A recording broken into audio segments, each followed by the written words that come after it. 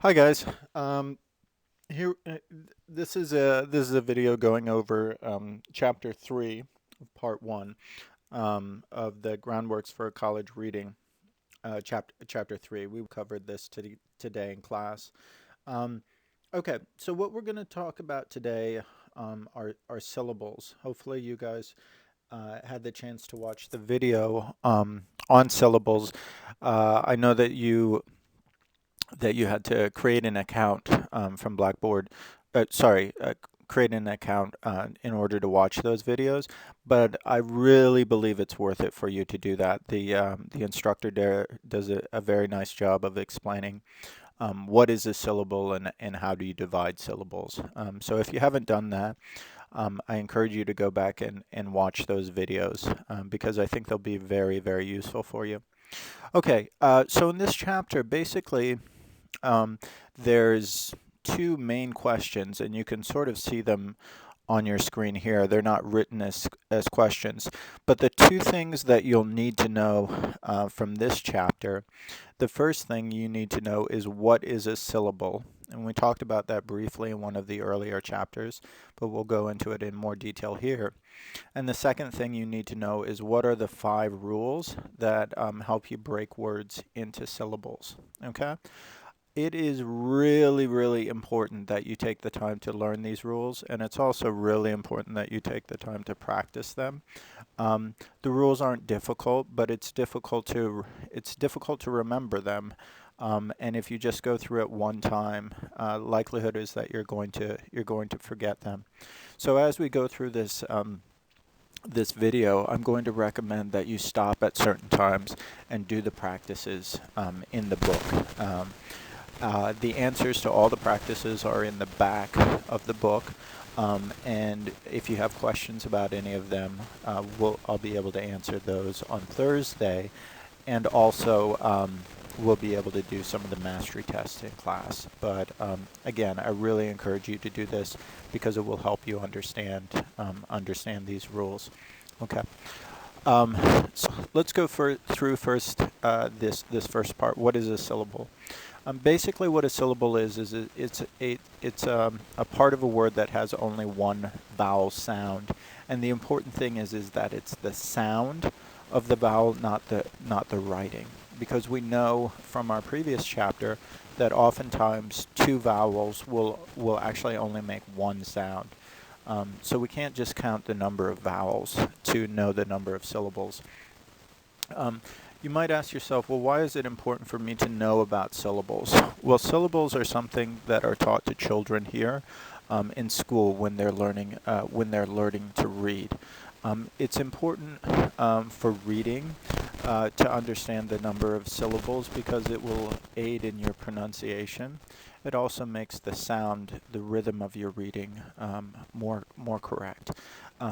So it may seem a little bit strange. Why are we learning about these parts of a word? Um, but syllables are the basic structure of words, and knowing whether a word has one syllable or two will help you to pronounce them correctly, and then as a result understand what they mean. So on this page we have the word rip, which has one vowel sound, and I. So it's just one syllable. And then we have sunscreen, which has two vowel sounds. In sun, the short U, and then in screen, which is the long E sound, E. Okay, so it has two syllables. In the other video, it has you clap out the sounds. So again, I encourage you to watch that video. I think it's a big help. All right. So the first thing that we need to remember is some of the rules that we learned in the last chapter about vowels, because there are some words where there's more than one vowel, but it only creates one syllable. Okay, and this can be confusing for English language learners. So one of the long E sounds, the long vowel sound rules that we learned was that if you have a silent E at the end of a word, okay, and that E isn't pronounced, it just makes the vowel before it long. So for example, on the board here, we see the word tune, tune. Now we have the silent E at the end, right here, which means that we don't say this E, and that this U says its name, so it's a long sound, tune, okay? This is only one syllable. Even though there are two vowels, two vowels, there's only one sound because this E is silent, okay? The next rule for that is when we have two vowels together. Now, in the last chapter, we learned that when we have two vowels together like this in heat, we say the first one, okay, and it's a long sound, and the second one's silent. So this is heat, not he ate or he at. Okay, so this is only one syllable. So even though there's two vowel sounds. What I encourage you to do right now is to pause the video and on page 83 of the reading book, do practice 1. In this practice, what you will do is you'll go through a variety of words, count the number of vowels, count the number of vowel sounds, and then count the number of syllables. So if you're looking at it right now, the first example is silent. And silent has two vowels in it, an I and an E. It also has two vowel sounds, sigh, I sound, and ent, the short E sound, okay? And because it has two vowel sounds, that means that it has two syllables. So the number of vowel sounds is always going to be the same as the number of syllables. But the number of vowels may not be the same as the number of syllables. So if we take the example of number 2, ride, we have two vowels, I and E, but there's only one vowel sound because the second E is a silent E and we don't pronounce it. So there's one vowel sound and as a result there's only one syllable. If we take the first, let me do the first two. So we have boat, and in boat we have two vowels, O and A. But we only have one vowel sound, the O sound. The A is silent. So as a result, we only have one syllable. So number 2 is dough. And then in this again, we have two vowels, O and E. But we only have one vowel sound, O. The E is silent. And because we only have one vowel sound, we only have one syllable. Okay? So I encourage you to go ahead and do the rest of practice 1. And then check your answers in the back of the book on page 570. All right? So let's go on to the next thing. So there are 5 different rules in this chapter for dividing up syllables, for knowing where to break them up. Okay? And we're going to practice this throughout the semester. So my hope is by the end of the semester, you'll all be masters of this. But we want you to be pretty good at it by the time we take a quiz for this one. So the first one, our first rule number 1 is when we have two consonants that come between two vowels. What we'll do is we'll divide between the consonants. So this pattern is known as V, C, C, V. So the V is the vowel, the C is the consonant. Okay? So when we have two consonants together and a vowel on either side, we're going to split it right down the middle in between the two consonants. So we see this example here, donkey. Okay? We have a vowel O, a consonant N, a consonant K, and then a vowel E. So we're going to divide between these two. Here we have happen. We have the vowel A, consonant P, vowel E, and we're going to divide between them. Notice that it doesn't matter if the consonants are different or if they're the same. We're still going to follow the same rule. So here we have silver, and we have a vowel I, and then L, the consonant, and then the consonant V, and then the vowel E. Okay? So we're going to divide between the L and the V. All right? So what I recommend that you do right now is take a moment and just pause and do practice number 2 on pages 84 and 85. Divide up those words between the double consonants. Okay?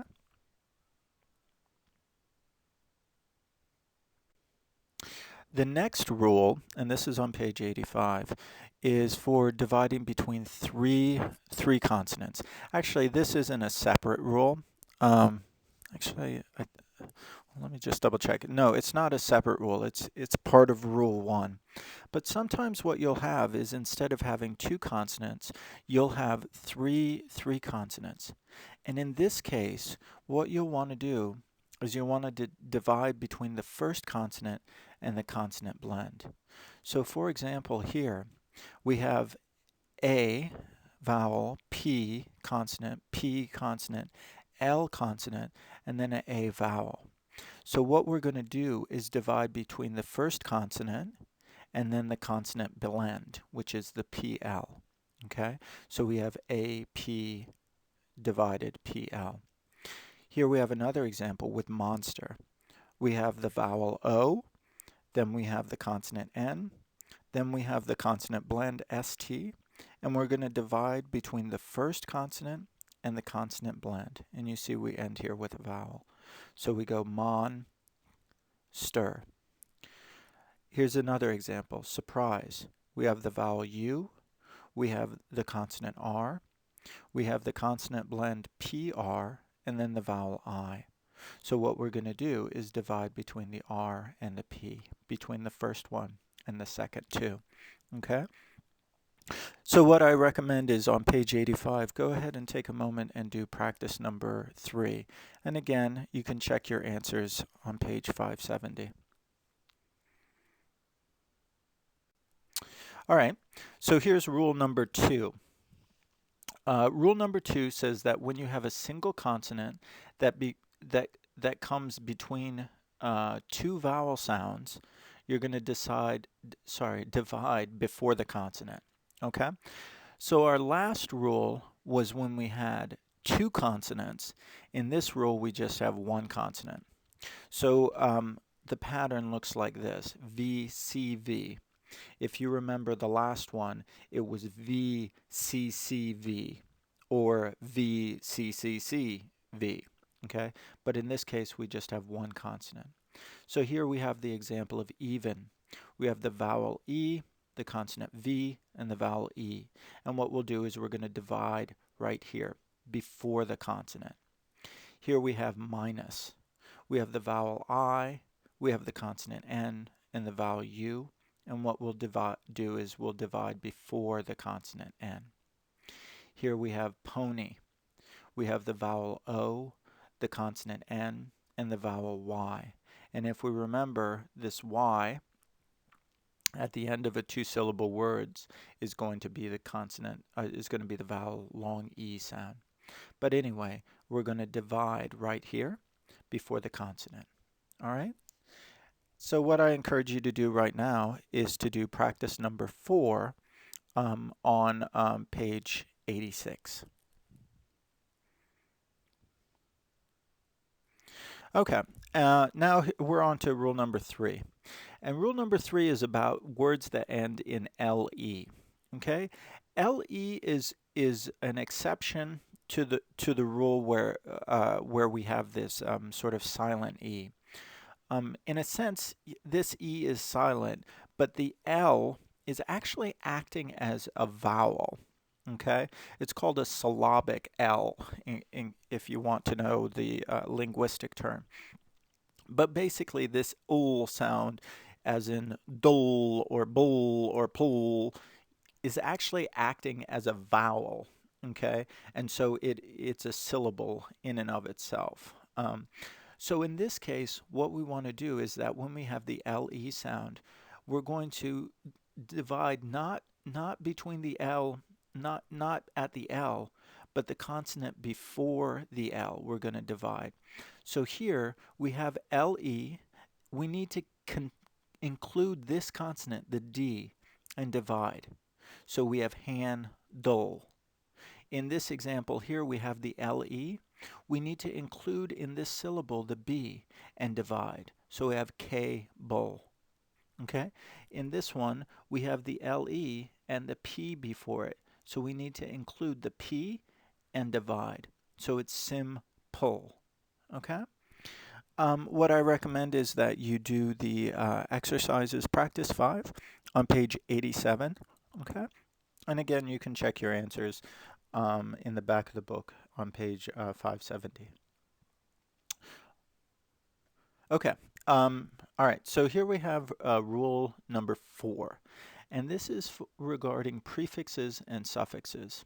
So before we go into the rules, let's just explain what each one of these is. A prefix is a part of a word that comes at the beginning of a word and attaches to it. And prefixes are special in that they have meaning on their own, okay? Or they add meaning to a word, okay?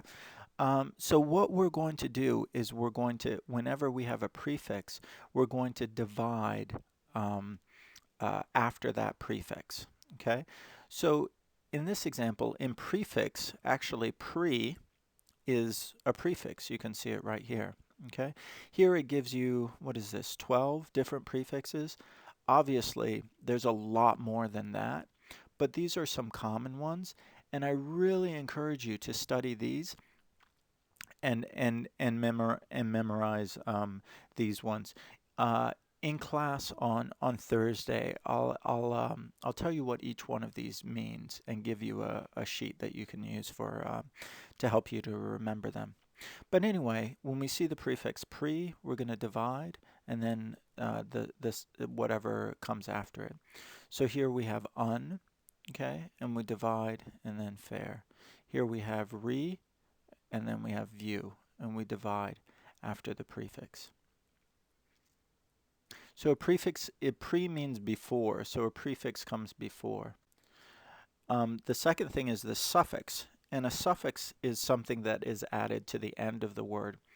And just for your information, a suffix is different than a prefix in meaning. A prefix normally adds an additional meaning to the word.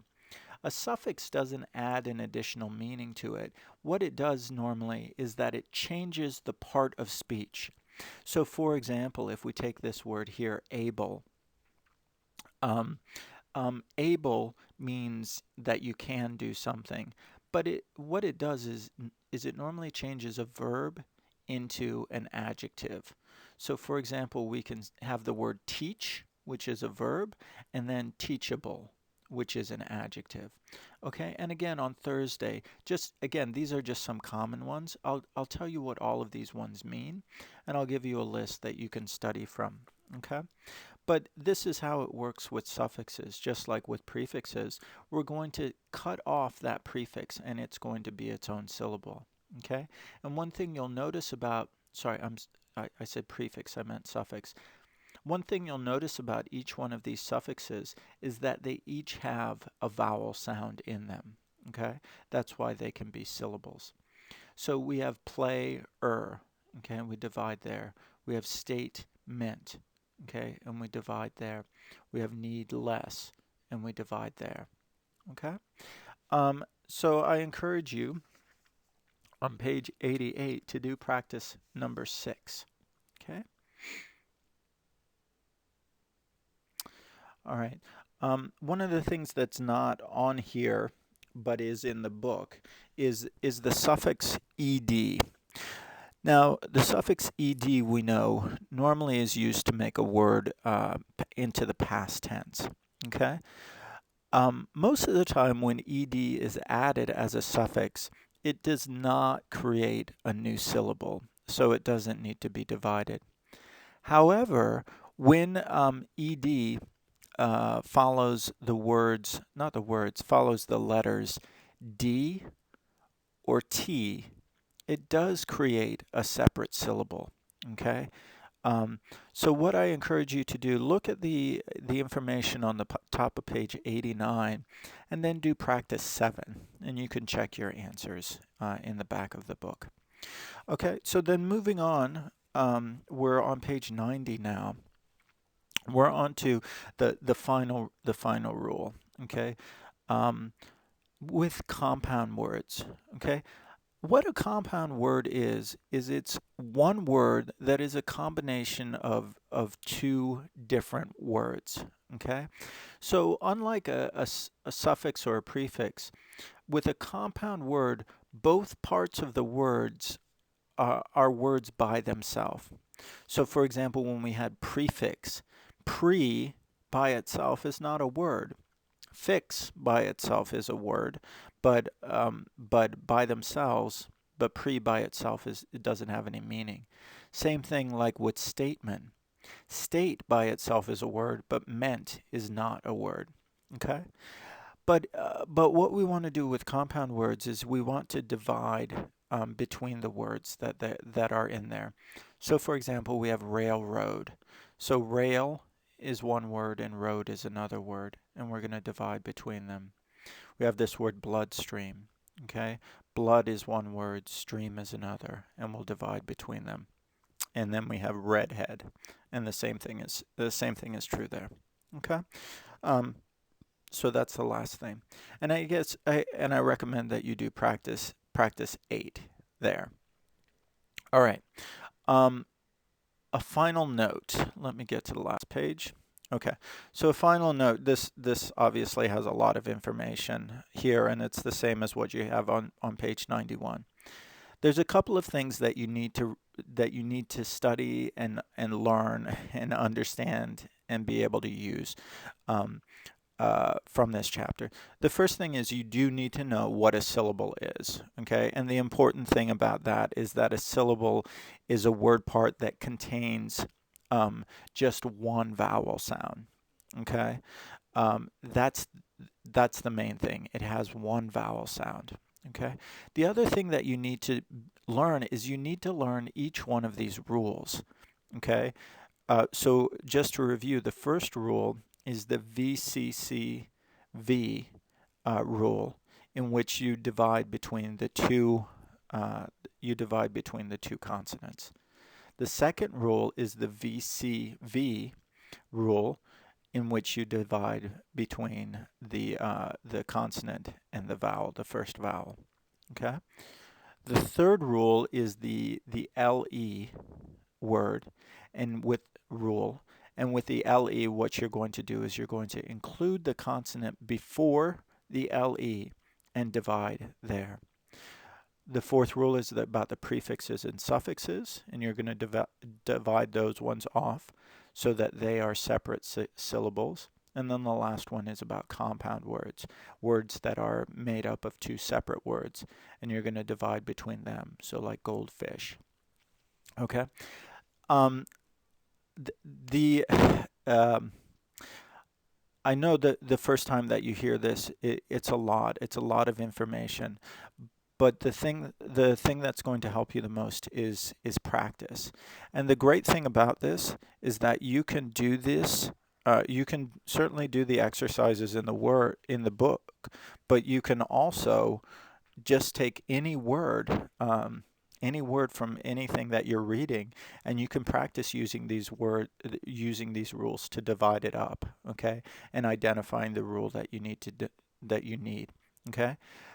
Again, just like so many things, this is one of those things that the more you practice it, the easier it's going to be. So I encourage you to do the online exercises. Make sure you've done the practices in the book. Do the review tests in the book. The other thing is that we will on Thursday go over some of the mastery tests on pages, I think they start on pages 99 and continue on from there. If you want to start with those, that's fine, but we will go over several of those in class. So again, I encourage you guys, practice. I know that this is a lot, but it really is useful to know these rules for syllables. It's going to help your pronunciation. It's also going to help your reading of the words. Okay. All right. If you have any questions, go ahead up on Facebook. I'll be looking there, and I'll try to answer any questions that you have. Take care. Bye.